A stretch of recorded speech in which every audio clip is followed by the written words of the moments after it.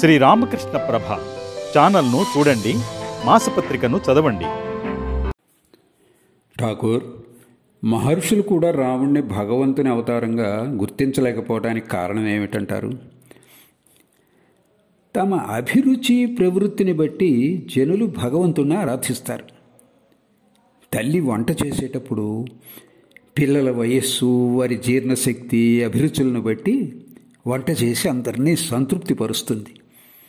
అలాగే ఋషులు జ్ఞాన మార్గాన్ని అవలంబిస్తే భక్తులు భక్తి మార్గాన్ని అనుసరిస్తారు. భగవంతుని దర్శించిన వానికి మనసులోని కాలుష్యాలనే చీకటి తొలగిపోయి జ్ఞానం అనే కాంతి ప్రసరిస్తుంది.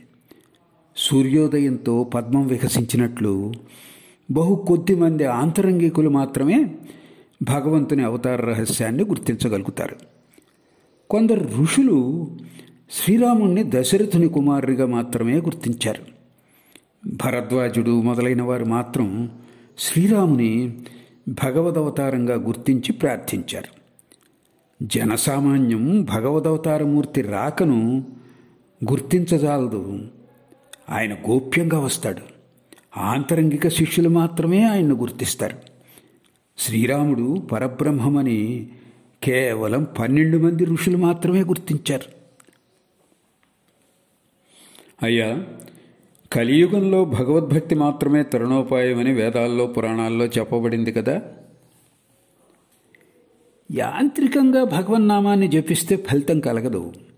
భగవంతుడి పట్ల ప్రేమతో పరితపించాలి. ఒక పక్క నామజపం చేస్తూ మనసేమో కాంతా కనకాల్లో మునిగి తేలుతూ ఉంటే ఏం ఉరుగుతుంది? పరిశుద్ధమైన ప్రవర్తన కలిగి సదా భగవంతుని కొరకు పరితపించాలి. భగవంతునిపై ప్రేమ పెరుగుతున్న కొద్దీ కాంతా కనకాలపై వ్యామోహం తగ్గుతుంది. తద్వారా భగవంతుని పొందవచ్చు. కామినీ కాంచనాలే మాయ.